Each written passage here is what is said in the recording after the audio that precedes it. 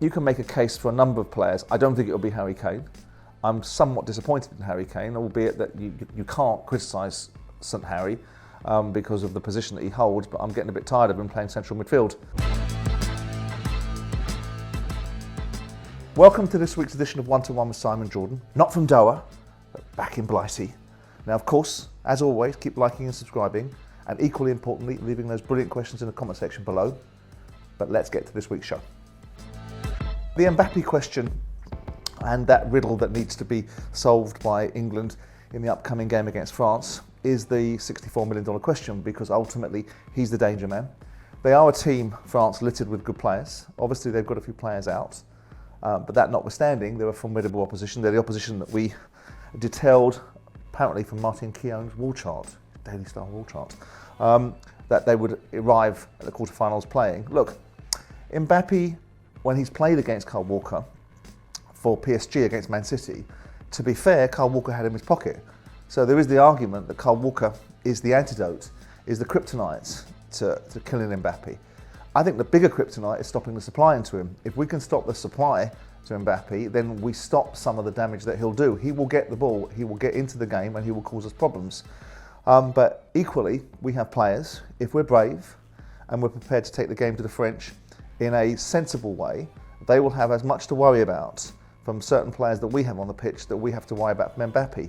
Look, there has been past experiences in World Cups gone past, most notably 1986, where Diego Maradona carried a team on his own shoulders because he was the standout player and everything else around him was pretty bland, and he became a fetcher and carrier.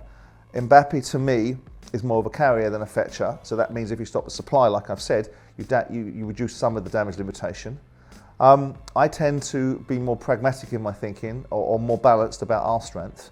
But this is a game that if we win, and I think we've got a very good chance to win, that will cement a legacy regarding Gareth Southgate, which will remove the naysayers, including me, that he's never beaten anybody, that in terms of teams that he shouldn't have beaten. If he beats the French, then he will dispel that particular set of current facts. But Mbappe is a live one. He is an outstanding player. But again, I go back to my initial reference point. Walker dealt with him for Man City. Man City are a better team than England, as if you compared teams. But England have belief and momentum. And they have a team spirit. And even if Mbappe strikes fear into the heart of us defensively, I think it's incumbent upon us to do the same to them. So I think that Kyle Walker has the ability to handle Mbappe, but I still think there'll be moments of great jeopardy in the game. I think, with all due respect to the other clubs, if he were to go to Liverpool, it would regenerate Liverpool.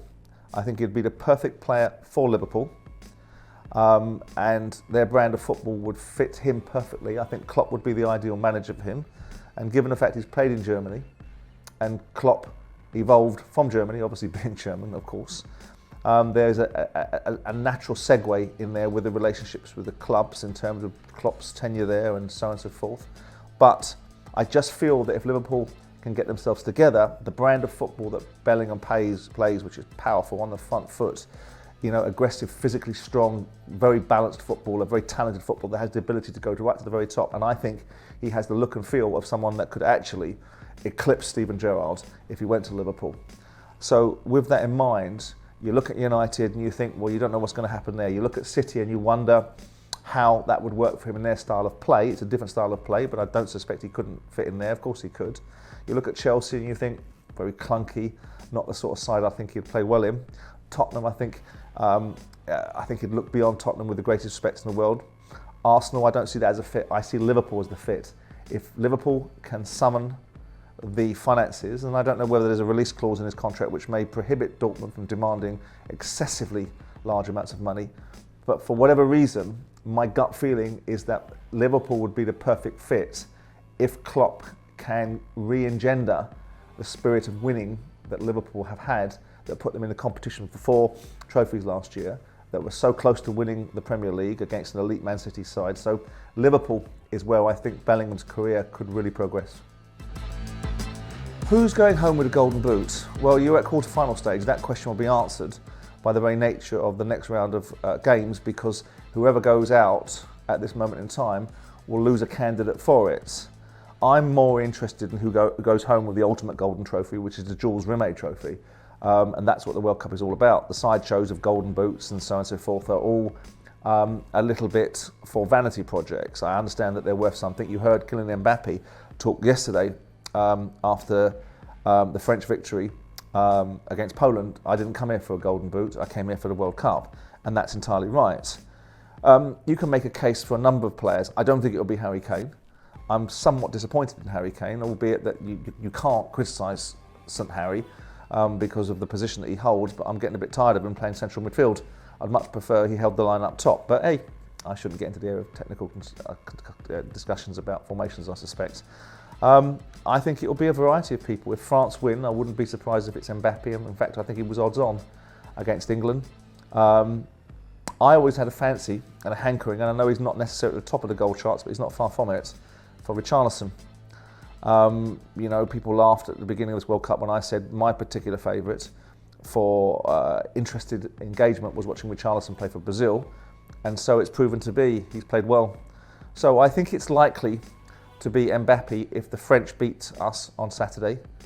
If they don't, I would put my money, and it might be money ill-advisedly laid down, on Richarlison. Football will continue to progress in certain ways. There will be a European Super League. It will not include the issues around closed shop mentality, which was the primary reasons why people didn't like it.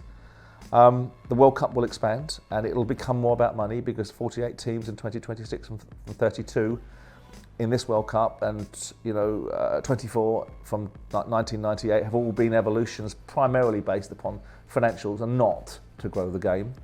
The Premier League will still be the dominant force in this country, of course it will be. It probably will still be the dominant force in world football because of the economics of it.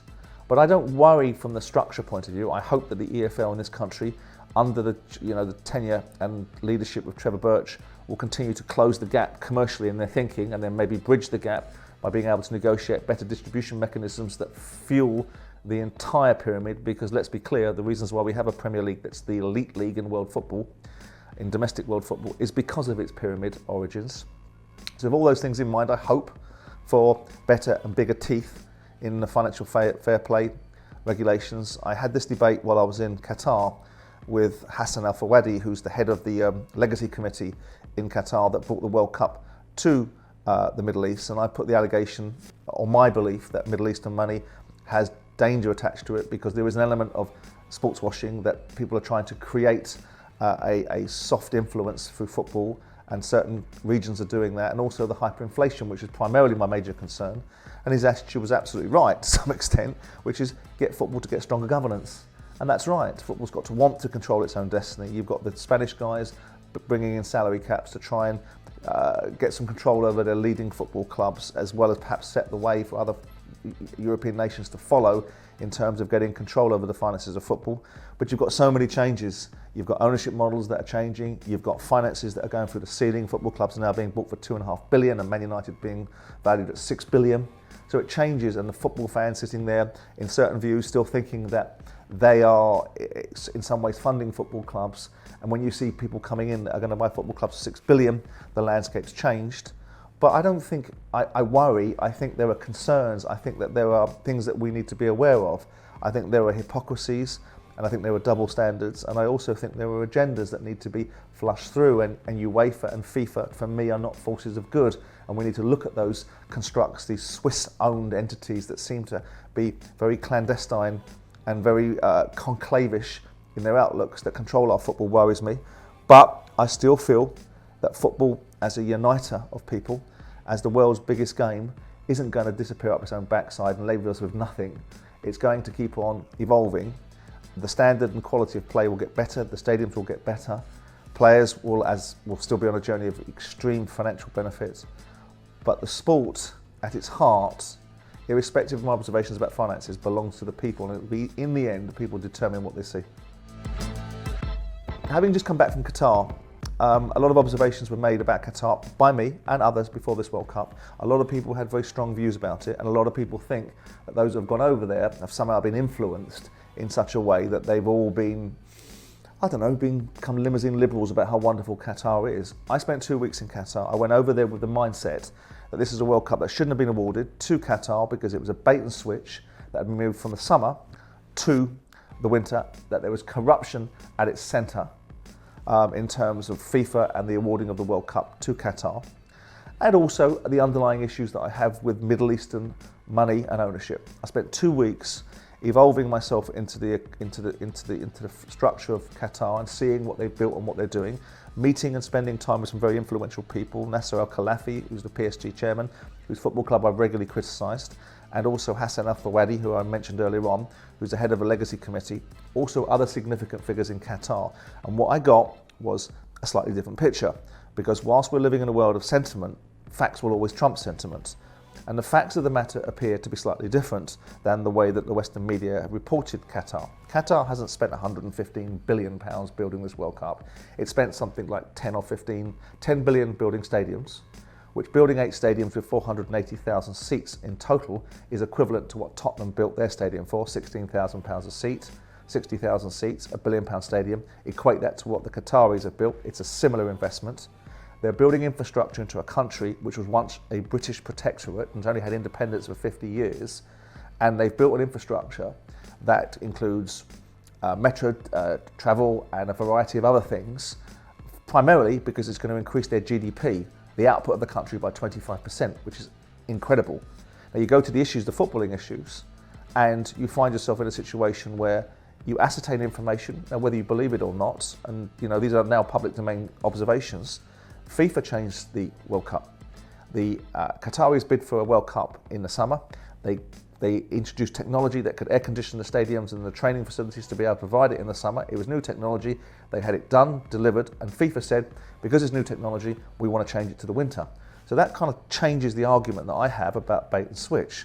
You then look at the corruption side of things, and you read into the Garcia report, which is a report that was produced by the US Attorney General, former US Attorney General, that investigated FIFA for the awarding of these World Cups. And actually, for whatever reason, they found no evidence about Qatar. They said the Russians weren't particularly facilitatory in providing information, and they actually found evidence that England's World Cup bid involved certain aspects of it which were not particularly palatable, like trying to entice Jack Warner, and we know who Jack Warner is, into bidding or supporting England's bid.